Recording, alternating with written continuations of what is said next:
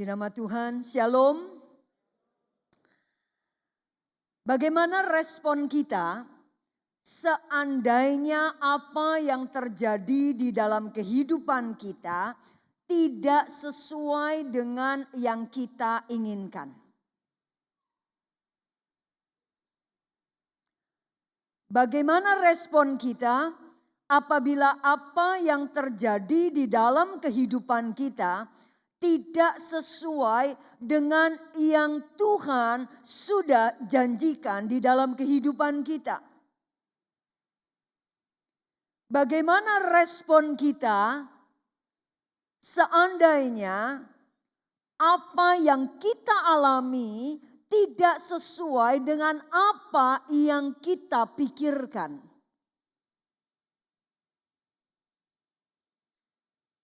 Bukankah itu terjadi setiap saat di dalam kehidupan kita?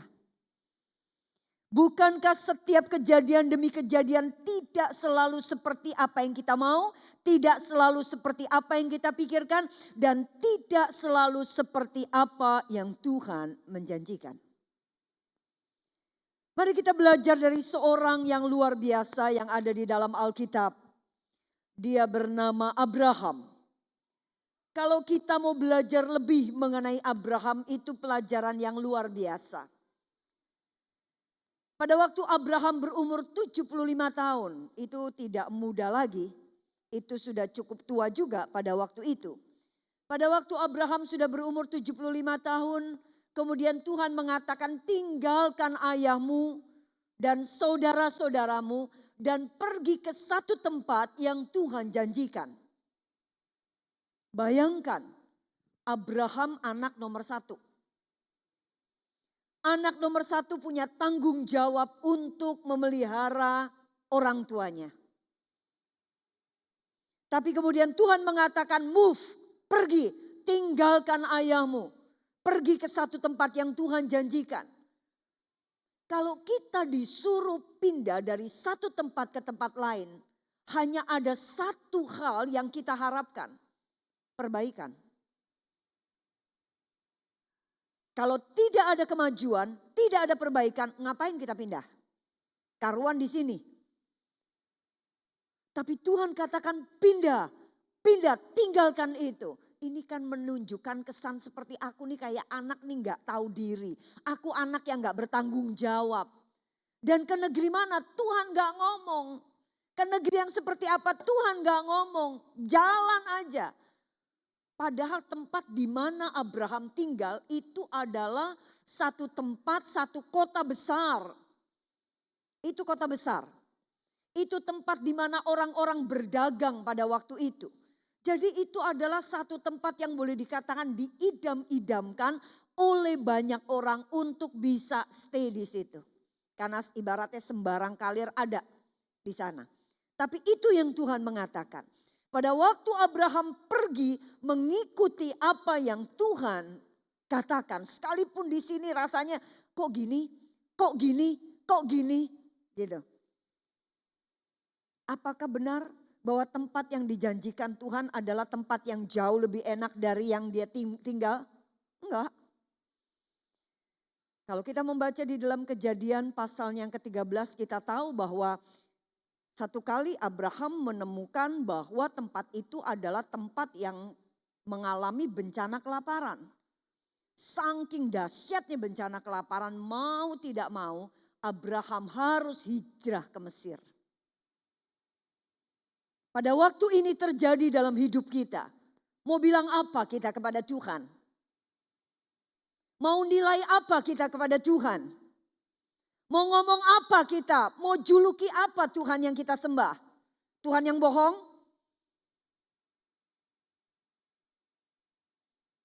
Tuhan yang gak peduli? Tuhan yang gak maha kuasa? Tuhan yang gak tanggung jawab? Pada waktu Abraham ada di tanah Kanaan, itu adalah tanah yang dia tidak kenal. Dan di sana itu ada banyak musuh. Dan kita tahu Abraham sudah cukup umur. Dan kita semua tahu orang yang sudah cukup umur itu gak punya cukup tenaga. Kalau kita melihat sekarang ya. Siapa sih tenaga penggerak di gereja kita? Kaum muda. Kaum muda yang punya tenaga untuk lakukan ini. Orang tua tuh kadang-kadang nek wes longgoh ya. Kalau disuruh, mari saudara kita bangkit berdiri. Udah berdiri, duduk lagi. Udah duduk, bangkit berdiri lagi. Aduh, wong tua iki rasane lututnya wis podo. Engselnya kayak mau cepot. Orang tua kalau sudah duduk tuh udah males untuk beranjak lagi. Nah, dalam keadaan yang sudah cukup umur,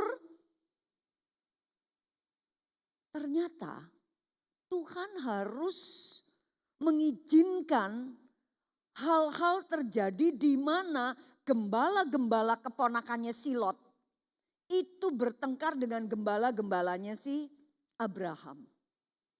Lot ini adalah ponaan. Lot ini adalah anak dari adiknya yang paling kecil. Dia ikut tanpa memiliki apapun sampai Lot bisa punya domba-domba, cukup ternak yang cukup, berantem gembala-gembala, dan pada waktu itu ya sudah mau apa biar gak berantem. Satu-satunya jalan untuk menghindari pertikaian ini pisah. Untuk pisah gak mudah buat Abraham. Abraham sudah gak punya lagi tempat sandaran. Siapa lagi kalau ada musuh yang harus berperang? Apakah Abraham? Abraham sudah tua. Abraham sementara punya istri. Dan yang selebihnya adalah budak-budaknya. Tidak lagi ada orang yang bisa dipercaya. Tidak lagi ada orang yang masih memiliki darahnya kecuali Lot. Tapi kemudian kejadian terjadi di mana akhirnya Lot harus berpisah dengan Abraham. Itu sangat menyakitkan. Itu bisa kita mengatakan, Tuhan kenapa ini harus terjadi? Kenapa? Sekarang aku mesti gandolan mbek sopo Tuhan? Sopo yang mesti aku kongkon? Siapa yang aku harus suruh-suruh sekarang? Gak ono meneh, gak ono wong enom saiki. Siapa yang aku bisa percaya? Dan pada waktu singkat cerita Abraham kemudian melalui akal-akalannya si Sarah, dia punya istri Hagar dan kemudian punya anak Ismail. Ya layaknya Abraham, ya Abraham lama-lama ya seneng lah sama Hagar. Ya seneng lah punya anak Ismail. Lagi remaja-remajanya gitu ya. Ya, lagi ininya, lagi mulai beranjak menjadi anak-anak tumbuh. Tapi kemudian Abraham harus merelakan Hagar itu pergi. Bukan sekedar merelakan tetapi meminta supaya Hagar pergi. Karena itu permintaan Tuhan. Bersama dengan anaknya Ismail. Ini darah dagingnya sendiri. Aduh rasanya Tuhan gimana? Aku udah gak punya Lot sekarang aku udah punya Ismail. Kenapa Tuhan ambil lagi? Ini seakan-akan seperti kok Tuhan jahat ya. Kayak gak rela, orang seneng tuh gak rela. Baru aja seneng-senengin dua anak, lah kok kayak gini. Yang terakhir kalau kita melihat, Abraham pada akhirnya diberikan Ishak. Dan Ishak sudah cukup remaja. Dan ini adalah anak perjanjian. Tapi kemudian apa yang Tuhan katakan?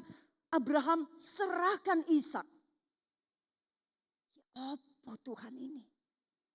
Kalau ini terjadi di dalam kehidupan kita, respon kita apa? Apakah kita mau taat kepada Tuhan?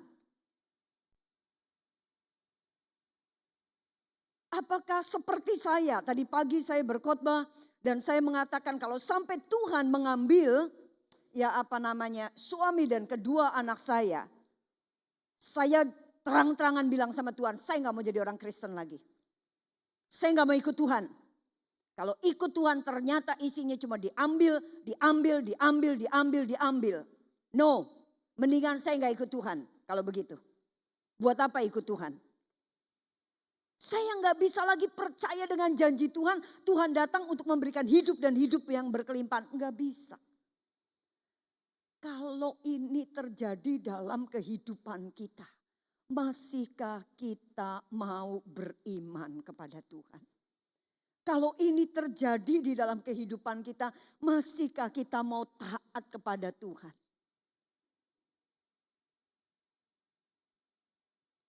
Saya ingat bagaimana pada waktu saya mau masukkan anak saya di sekolah. Ada satu sekolah yang saya pikir itu terbaik di Malang. Saya masukin ke situ. Saya masukin ke situ dan saya pegang firman Tuhan. Alkitab bilang apa? Jangan mendua hati. Fokus sama Tuhan. Dan firman Tuhan mengatakan kalau kita percaya maka kita akan melihat. Saya daftar ke situ. Waktu daftar, suster mengatakan maaf gak bisa. Ini cuma prioritas untuk anak yang TK-nya dari sini. Kalau TK-nya dari sekolah lain kami gak bisa terima. Karena kuotanya sudah penuh dan tidak bisa lagi. Kelas kami kelas 1 tidak boleh lebih dari 50 orang. Lebih dari 50 orang kami ditegur oleh Departemen Pendidikan dan Kebudayaan. Saya bilang suster, satu aja. Saya bawa meja sendiri, saya bawa kursi sendiri. 51 aja. Kalau ada pemeriksaan, umpetin dah anak saya. Pokoknya saya masuk di sekolah ini. Suster bilang tidak bisa. Tidak bisa. Apa yang saya lakukan? Oh, firman Tuhan bilang jika kamu percaya, kamu akan melihat. Jangan mendua hati. Saya tidak daftar ke sekolah manapun. Suami saya udah nanya, gak daftar ke sekolah lain? Gak usah. Saya gak mau mendua hati. Saya yakin dan percaya, puji Tuhan, haleluya, Tuhan pasti sediakan. Hari H, neng masuk, saya masuk ke situ. Anak saya ngomong, mama anak lain kenapa pakai seragam? Kenapa aku gak pakai seragam? Dengan iman saya katakan, tenang Ayu, sebentar lagi Ayu akan dapat seragam. Saya melangkah dengan iman sampai di kepala sekolah. Saya masuk. Karena saya bingung kelasnya di mana. Waktu ada dia memang itu kelas 1 tapi memang sudah full. Tidak ada tempat kosong. Saya pergi ke tempat suster itu. Saya katakan suster saya datang. Saya tetap masih yakin dan percaya. Tuh suster punya belas kasihan untuk memberikan satu meja untuk anak saya. Apa yang terjadi? Suster panggil satpam dan suruh usir saya keluar. Pada waktu saya ada di luar, anak saya bilang, mama kenapa gak jadi sekolah? Saya sebagai mama mau bilang apa? Ada satu di dalam sini, saya gak mau bohong. Saya katakan saya kecewa dengan Tuhan. Saya kecewa. Saya gak minta harta Tuhan. Saya gak minta rumah, saya gak minta mobil. Saya cuma minta anak saya ada di satu sekolah yang pendidikannya bagus. Salah. Salah Tuhan, aku cuma minta itu. Buat apa tuh aku nyanyi? Aku anak raja, engkau anak raja, kita semua anak raja. Anak raja apa? Cuma minta sekolah aja gak dikasih. Dalam hati ada kecewa yang besar. Ibarat meja ini udah ada satu kaki yang mengatakan, sorry ya Tuhan, gue gak percaya sama janji Tuhan. Buktinya apa? Saya percaya, saya gak lihat. Saya gak mendua hati, tetap juga gak lihat juga. Jadi apa yang Tuhan bilang, pret. Gak percaya saya, gak kejadian. Sampai satu kali, setahun setelah itu ada satu sekolah dibuka di Malang.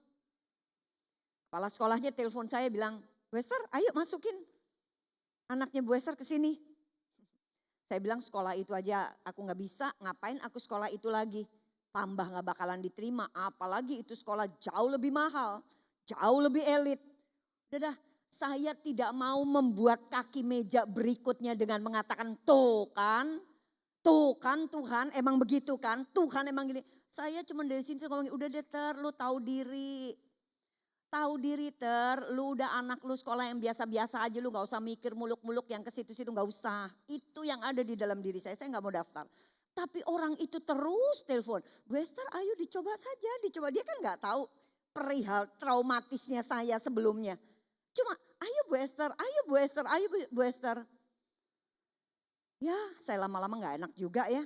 Datang tuh sebenarnya saya gak berharap, datang ya sudah. Cuman untuk membangun persahabatan saja. Udah nih gue udah datang nih anak gue ya. Sudah situ mau dites-tes dah. Tahu-tahu apa? Keterima. Waktu keterima kan ada perihal yang kedua sekarang. Mau bayar pakai apa? Kagak bisa bayar pakai daun. Dan dia bilang apa? Gak usah mikirin uang masuk, uang pangkal. Gak usah mikirin uang sekolah. Sudah, Bu Esther punya berapa? Itu saja sudah. Kami subsidi. Lihat. Seringkali kita berpikir sesuatu yang gimana ya? Gimana? Saya bisa mengerti. Saya bisa mengerti pada waktu saya mengalami hal-hal yang seperti itu. Yohanes pasal 3 ayat 36 mengatakan demikian. Barang siapa percaya kepada anak, ia beroleh hidup yang kekal. Tetapi barang siapa tidak taat kepada anak. Lucu ya? Harusnya kan? Barang siapa percaya kepada anak, ia beroleh hidup yang kekal. Tetapi barang siapa tidak percaya kepada anak, mestinya kan gitu. Tapi kok tulisannya, barang siapa tidak taat kepada anak, ia tidak akan melihat hidup melainkan murka Allah tetap ada di atasnya. Ternyata bicara soal beriman, bicara soal percaya itu identik bicara soal taat. Itu gak bisa dipisahkan seperti mata uang. Dua-dua yang namanya iman dan di satu sisi taat. Kalau kita beriman pasti kita taat. Kalau kita gak taat berarti kita gak beriman. Dan kalau kita tahu di dalam Ibrani pasal yang ke-11 ayat yang ke-8 mengatakan demikian. Karena iman Abraham taat. Jadi karena iman Abraham taat ketika ia dipanggil untuk berangkat ke negeri yang akan diterimanya menjadi milik pusakanya. Lalu ia berangkat dengan tidak mengetahui tempat yang ia tuju. Karena dia percaya bahwa Allah yang dia sembah adalah Allah yang pasti tidak akan berdusta. Allah yang dia sembah adalah Allah yang berkuasa. Allah yang dia sembah adalah Allah yang dahsyat. Itu sebabnya dia taat. Walaupun dia gak tahu apa-apa yang ada di depannya. Ayat yang ke-17. Karena iman maka Abraham tak kala ia dicobai mempersembahkan Ishak. Ia yang telah menerima janji itu rela mempersembahkan anaknya yang tunggal. Sekali lagi. Kalau kita beriman, konsekuensinya adalah kita taat. Kalau kita gak taat, itu sama saja kita tidak beriman kepada Dia. Yang namanya beriman itu bukan bonek ya, bondo nekat. Kalau bondo nekat, itu pokoknya ibaratnya apa? Bumi gonjang ganjing langit kelap-kelip tek wis salah. Brok lakukan. Tanpa mengetahui apapun lakukan. Itu jenenge bondo nekat. Tapi kita bukan bonek. Awake dhewe bondo iman. Nek bondo iman itu kita melangkah walaupun kita gak tahu. Tapi ada satu hal yang for sure, ada satu hal yang pasti bahwa Allah yang sedang mengatakan itu kepada kita. Allah yang tidak mungkin berdusta. Allah yang meminta itu kepada kita adalah Allah yang berkuasa, Allah yang dahsyat, Allah yang El Shaddai, Allah yang berhikmat. Itu sebabnya apapun kita jalani. Berapa banyak orang tidak mau taat kepada firman Tuhan. Saya sementara saat ini sedang membimbing orang yang dia memang difitnah. Difitnah karena ya gosip lah macam-macam nama hidup ya selalu ono ae gosip ono ae itu aduh saya heran. Memang kita hidup di dalam dunia nggak mungkin nggak ada orang yang nggak troublemaker. Dalam kehidupan kita selalu akan ada muncul orang yang boleh diibaratkan itu sebagai pembawa masalah. Selalu ada. Nggak mungkin nggak ada dalam hidup. Pasti ada. Entah di gereja, entah di kaum wanita, entah di instansi, entah di mana pasti ono orang film ae. Delok nonton film. Mesti ono ae wong sing garakno. Wong iki rek kaya racun, wis salah. Ya, ono. Tapi gobloknya orang yang mau dipakai itu. Nah, kalau kita kita belajar mengenai kehidupan ini, mestinya kita tahu bahwa kita mesti menjadi orang-orang yang tetap pegang firman. Saya udah bilang sama orang ini, sudah bacaan mistalah Mazmur 73. Mazmur 73 ngomong, ojo marah, jangan marah karena orang yang berbuat jahat. Jangan marah. Tuhan katakan bergembiralah di dalam Tuhan. Percayalah kepada Dia, serahkan hidup kita kepada Tuhan. Maka Tuhan akan memunculkan kebenaranmu seperti terang dan seperti siang. Itu loh janji Tuhan. Sudah maafin. Firman Tuhan katakan maafin. Gak bisa. Gak bisa. Itu kan namanya gak beriman. Waktu kamu mau mengambil jalanmu sendiri, itu berarti percaya gak bahwa kamu akan dimunculkan kebenaranmu seperti terang dan seperti siang? Enggak. Percaya nggak kalau Tuhan akan bela? Enggak. Makanya apa? Cari jalan sendiri. Padahal Tuhan udah jelas, maafin. Sudah wis salah, maafin. Nanti Tuhan yang akan bertindak. Gak iso. Tidak isa. Saya sekarang nih sementara nih sampai tadi siang nih saya juga masih ayo. Firman Tuhan mengatakan jika hal itu bergantung kepada kita. Ayo mari kita mau berdamai dengan setiap orang. Ayo berdamai. Wis talah. Wong malah ngomong wis talah. Percaya ya wis talah. Tuhan pasti akan ini. Gak iso. Sulit. Nah kalau kita nggak taat itu kan sekali lagi menunjukkan berarti kita nggak percaya bahwa janjinya adalah ya dan amin di dalam kehidupan kita. Yuk kita belajar. Sekali lagi dari kehidupan Abraham. Kenapa sih Tuhan kok menyuruh Abraham untuk tinggalkan ayahnya? Karena apa?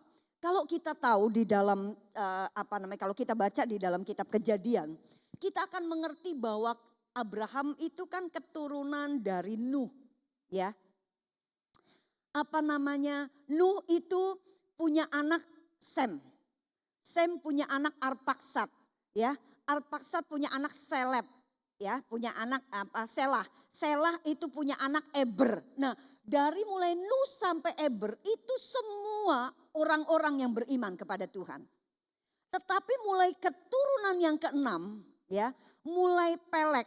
Pelek memperanakan Rehu, Rehu memperanakan Seruk, Seruk memperanakan Nahor, Nahor memperanakan Terah, bapaknya si Abraham, itu adalah orang-orang penyembah berhala. Kenapa mereka hobi tinggal di Haran?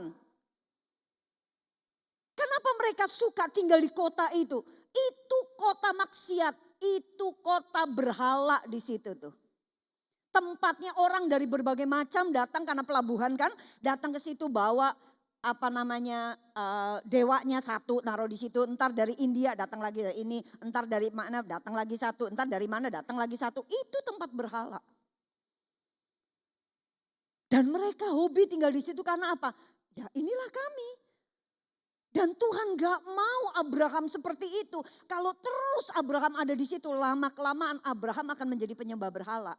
Itu sebabnya Tuhan katakan pergi, tinggalkan. Karena apa? Terah gak mau pergi. Sebetulnya Abraham ngajak, ayo ikut. Tapi perhatikan, baca di Kejadian pasal 12. Terah berlama-lama enggak mau. Tuhan katakan, wis tinggal no. Dee dijak gak gelem kok, wis tinggal no. Pergi, kalau enggak kamu akan jadi penyembah berhala. Tuhan gak jahat, di balik behind the scene, behind the story, di balik itu skenarionya adalah apa? Baik Tuhan itu. Pada waktu Tuhan pisahkan Abraham dengan Lot, kenapa? Karena Tuhan tahu Lot tuh pikirannya jelek. Lot tuh pikiran cuma matre. Dunia. Itu sebabnya apa? Kenapa pada waktu itu Lot ngomong gini, oke om kalau gitu aku ambil yang ini ya. Tempat apa yang diambil oleh Lot? Tempat yang ijo royo-royo. Sementara Abraham itu dikasih tempat yang tandus. Bener ah keponaan koyok ngene iki lho. Tahu diri ya keponakan kayak gini. Ini loh, Tuhan seperti ngomong, Abraham awakmu mau bersandar, awakmu mau lendean, mbe orang yang sifatnya kayak gini gitu loh. Engkau alamu alam awakmu, istilah. Percaya mbak aku. Bagaimana mungkin Lot kok bisa tinggal di Sodom dan Gomora? Tinggal di daerah kok bisa? Opo gak risih ya? Sementara orang-orang di sekitar situ tuh orang-orang yang moralnya bejat kok iso? Iso. Tapi karena memang dia hidupnya seperti itu, masih berapa ya? Istrinya terlebih istrinya Lot tuh masih apa namanya? Ya nggak apa-apa wes. Ya gak apa-apa tinggal di situ. Nah Tuhan ngomong Abraham deloken wis tala wong koyo ngene lapo awakmu bersandar ki lho. Gak usah wis. Wis bersandar mbek aku ae, jok mbek dheke. Ibaratnya gitu. Itu yang Tuhan lakukan. Danio tuh Abraham tuh terus ini apa bersandar sama si Lot. Apa enggak nanti Abraham bisa-bisa juga akan tinggal di daerah seperti itu. Kenapa kok Tuhan mau si Abraham pisah dari Hagar dan Ismail? Karena Tuhan tidak mau Abraham punya pemikiran bahwa ternyata dengan cara manusia bisa kok. Bukankah Hagar dan Ismail adalah pikiran manusia? Pikirannya Sarah. Oh, dia sombongnya mau bantu rencananya Tuhan. Katanya keturunannya itu banyak, keturunannya tuh luar biasa. Tapi kan nggak dapat. Sampai dia akhirnya sudah menopause ya nggak mungkin lagi lah kalau menopause itu ya ada ada anak bisa hamil nggak mungkin. Akhirnya dia kotak-katik ini nih. Pikirannya pakai TTS, tek tok. Oh, udah dah. Ini ku aja. Budakku aja, pakai nulis budakku. Nanti kan kalau itu melahirkan, kalau udah melahirkan itu bisa jadi anak kita. Itu kan pikirannya manusia. Jadi kalau sampai Abraham masih terus bersama dengan Hagar dan Ismail. Pikiran Abraham hanya apa? Bisa kok rencana Tuhan dipakai jalan manusia. Suruh pergi supaya ini bersih nih. Kenapa kok Tuhan minta Ishak sama Abraham? Karena Tuhan mau Abraham betul-betul percaya kepada Tuhannya. Dan tidak ada yang dipegang di sini kecuali Tuhan. Tuhan mau Abraham itu betul-betul beriman kepada dia. Tuhan sedang mau menguduskan Abraham. Tuhan sedang mau punya karya yang besar di dalam kehidupan Abraham. Tapi karya itu hanya akan terwujud kalau Abraham taat. Nek gak taat, nek gak sesuai dengan skenarionya harus begini, abis ini begini, gak kejadian. Dan kalau kita tahu, pada akhirnya karena Abraham taat terus, taat disuruh pergi. Disuruh persembahkan. Disuruh pisah. Disuruh tinggalkan. Abraham gak pakai tawar. Dan apa yang terjadi? Semua yang Tuhan janjikan itu terjadi secara sempurna. Kalau kita tahu ya di dalam perjanjian suluh, kita tahu persis bahwa apapun yang Tuhan janjikan itu terjadi, tergenapi. Pada akhirnya kalau kita tahu ya, keturunan Abraham katanya seperti bintang di langit, seperti pasir di laut banyaknya. Dia masuk ke Mesir, itu turunannya Abraham 70 orang. Keluar dari Mesir sekitar 2 juta orang. Bukankah Tuhan setia? Abraham diberi umur panjang, betul. Abraham sampai berumur 175 tahun. Itu umur yang cukup panjang pada waktu itu.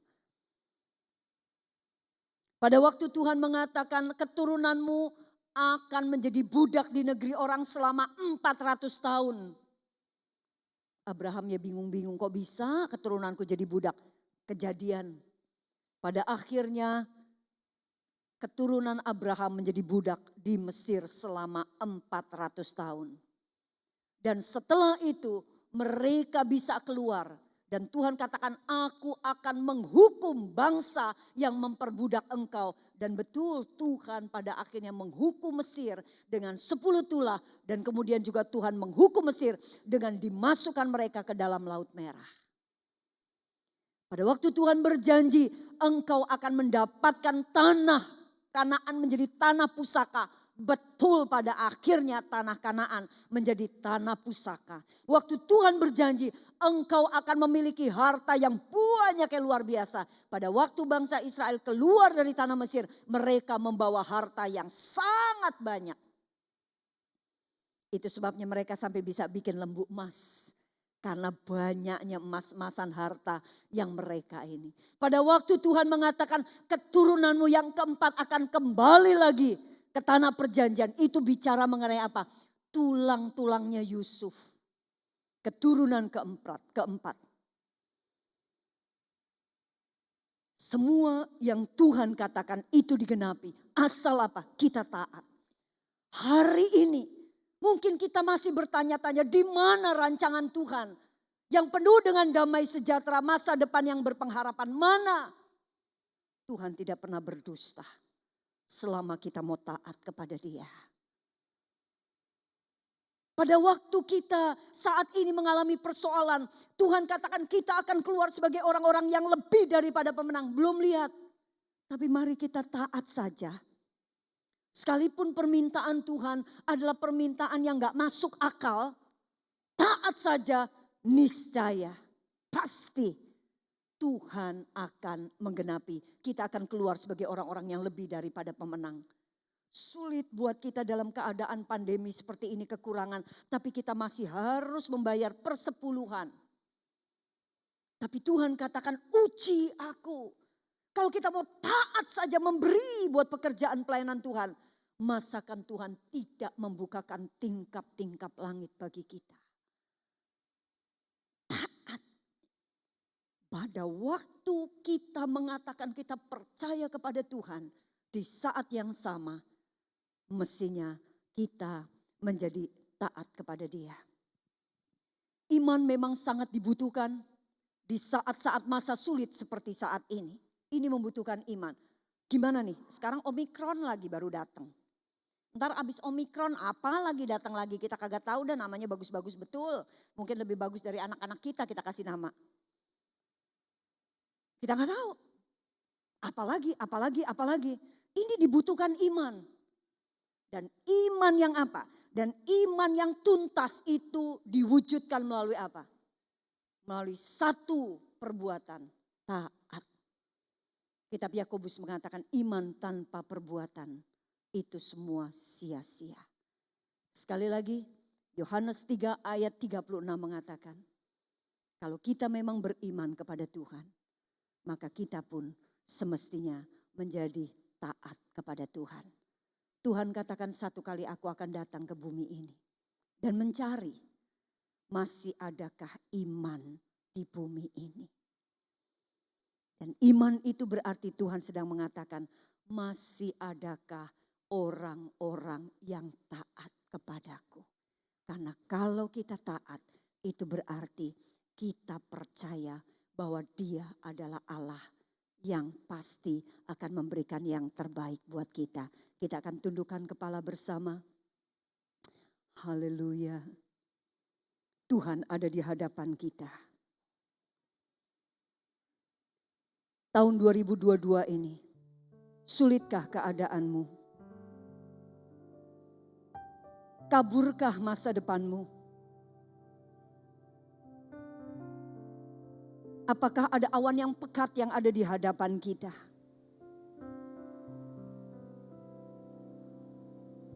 Apakah ada kegalauan pada waktu kita menapaki tahun 2022 ini?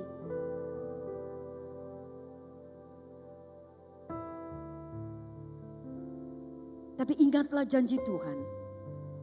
Rancangan Allah adalah rancangan damai sejahtera yang penuh dengan masa depan yang berpengharapan.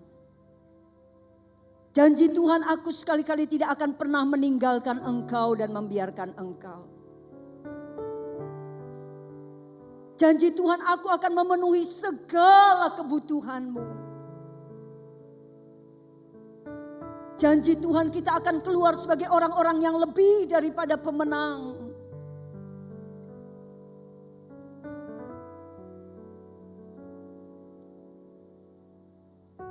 Janji Tuhan bahwa segala sesuatu akan ditambahkan kepada kita. Janji Tuhan, Tuhan akan memunculkan kebenaran kita seperti terang dan seperti siang. Janji Tuhan, kita akan naik dan bukan turun. Kita akan menjadi kepala dan bukan ekor. Janji Tuhan, kita akan seperti pohon yang ditanam di tepi aliran air, yang tidak pernah layu daunnya, yang selalu berbuah pada musimnya. Apa saja yang kita lakukan, Tuhan akan membuat kita menjadi berhasil.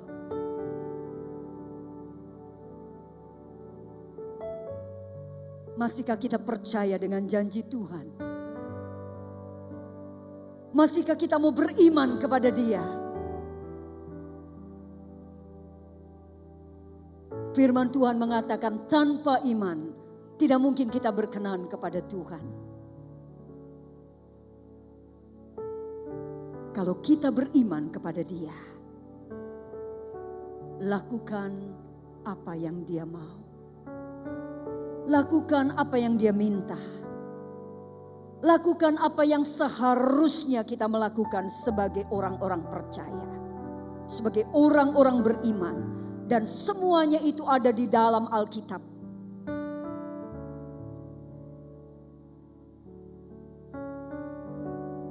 Abraham telah memberikan kepada kita pelajaran. Mari saat ini kita belajar. Bahkan kalau kita tahu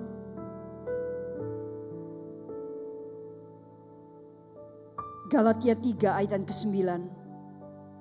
Jadi mereka yang hidup dari iman, merekalah yang diberkati bersama-sama dengan Abraham yang beriman itu. Jika kita beriman seperti Abraham beriman, jika kita taat seperti Abraham taat, kita akan menikmati janji-janji yang juga Tuhan sediakan bagi Abraham. Itu pula janji yang Tuhan sediakan bagi kita. Semua pilihan ada di tangan kita. Kita mau tapaki tahun 2022 ini dengan penuh iman dan ketaatan, atau kegalauan dan mencari jalan sendiri. Bapa kami yang ada di dalam surga, ada begitu banyak contoh pada waktu taat saja kepada Engkau, maka janji-Mu adalah ya dan amin. Tuhan, tolong kami agar supaya pikiran kami tidak dikuasai dengan kedagingan kami, tapi biarlah pikiran kami ditaklukkan untuk menjadi orang-orang yang beriman kepada Engkau. Sehingga kami boleh menjadi orang-orang yang taat. Berapa banyak kali kesempatan demi kesempatan untuk mempermuliakan nama-Mu itu gagal. Karena kami tidak taat. Karena kami gak yakin, benarkah Tuhan akan lakukan sesuatu dalam hidup kami. Ampuni kami Tuhan di tahun 2021. Tapi 2022 ini kami akan menapaki bersama dengan Tuhan. Kami akan taat kepada Engkau. Kami akan beriman kepada Engkau. Dan kami akan mempermuliakan nama-Mu. Karena janji-janji-Mu pasti digenapi di dalam kehidupan kami. Kami serahkan hidup kami sepenuhnya ke dalam tangan-Mu Tuhan. Dalam nama Yesus kami berdoa. Kami mengucap syukur. Semua yang percaya, semua yang beriman, dan semua yang taat kepada Tuhan, katakan amin. Amin.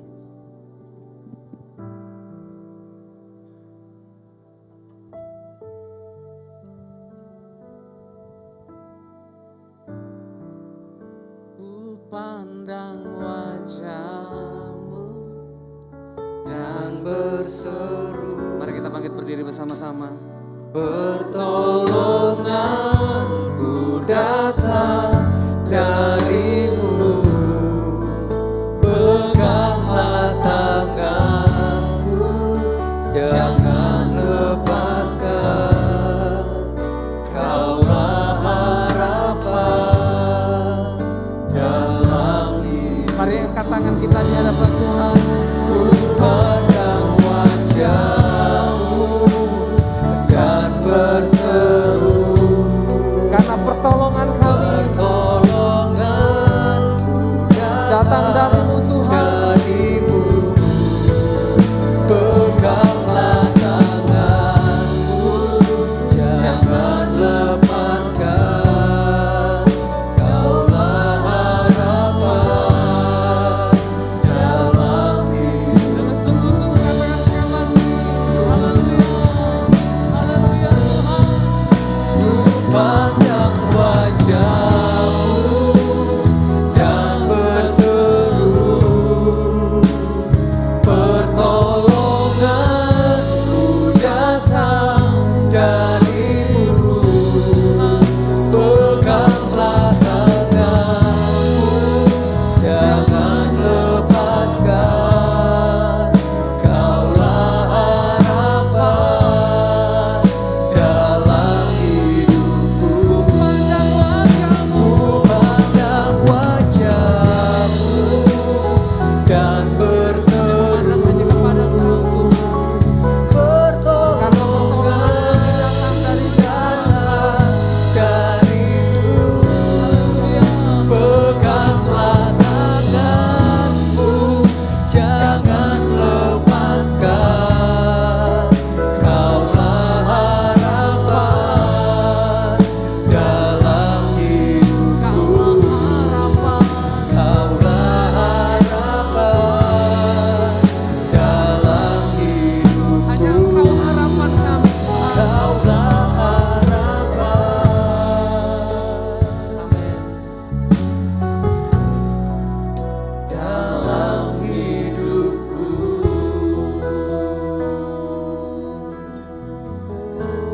Terima kasih Tuhan. Terima kasih buat kebenaran firman-Mu yang luar biasa. Kami rindu biar kebenaran ini bukan sekedar informasi yang lewat begitu saja. Tapi kebenaran firman ini akan mengubah kami Tuhan. Membuat kami menjadi orang-orang yang beriman dan taat di hadapan-Mu Tuhan. Menjadi orang-orang yang melakukan firman-Mu. Sehingga kami akan mengalami kuasa firman Tuhan. Amin. Kami mengalami janji-Mu dalam kehidupan kami Tuhan. Terima kasih Tuhan, kami terima firman-Mu Tuhan. Dan Engkau akan mampukan kami untuk menjalaninya dan melakukannya dalam kehidupan kami Tuhan. Ampuni kami kalau selama ini kami gagal taat Tuhan. Ampuni kami selama ini kalau kami gagal beriman Tuhan. Ampuni kami kalau selama ini Tuhan kami mengandalkan kekuatan kami. Kami mengandalkan hikmat kami mengandalkan cara kami Tuhan. Biarlah malam hari ini dan seterusnya Kami mau mengandalkan Engkau Tuhan. Terima kasih Tuhan. Kau memberkati hamba-Mu Ibu Pendeta Esther yang sudah menyampaikan isi hati-Mu, kebenaran firman-Mu. Biarlah kehidupannya, keluarganya, pelayanannya Tuhan diberkati oleh Engkau lebih lagi. Biarlah kehidupan keluarganya Tuhan menjadi berkat bagi banyak orang ya Tuhan. Biarlah berkat Allah akan dicurahkan dalam kehidupan dan pelayanannya Tuhan. Terima kasih Tuhan. Engkau juga memberkati jemaat-jemaat yang sudah hadir pada sore hari ini. Yang datang dengan kelemahan, Kau kuatkan Tuhan. Yang datang dengan sakit penyakit, bilur-bilur yang menyembuhkan. Tuhan kami berdoa yang kekurangan bila tingkap-tingkap langit akan dibukakan. Berkat-Mu mengalir dalam usaha dan pekerjaan-Mu. Dan Tuhan akan membuat kita semua berhasil apapun yang kita kerjakan. Terima kasih Tuhan. Berkatilah. Berkatilah setiap kami yang sudah ambil bagian dalam pelayanan. Karena kami yakin dan percaya. Jerih payah kami di hadapan-Mu Tuhan tidak akan pernah sia-sia. Tapi Engkau perhitungkan ya Tuhan. Terima kasih Bapa. Kami juga akan memberikan persembahan pada sore hari ini. Karena kami percaya apa yang telah kami miliki dalam hidup kami. Itu semua berasal daripada Engkau. Dan kami mau mengembalikan untuk kemuliaan dan pekerjaan-Mu di tempat ini. Dan kami yakin dan percaya orang yang memberi dengan sukacita akan diberkati berlimpah-limpah. Terima kasih Tuhan. Mari kita akan mengangkat tangan kita di hadapan Tuhan. Pada akhirnya Bapak Ibu, saudara-saudari yang terkasih dalam nama Yesus Kristus. Pulanglah dengan membawa berkat daripada Allah Bapa. Damai sejahtera dari Tuhan Yesus Gembala Agung kita.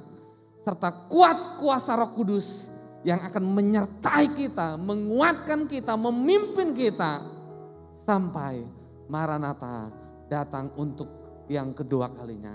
Yang diberkati Tuhan katakan bersama-sama. Amin. Berikan tepuk tangan yang luar biasa.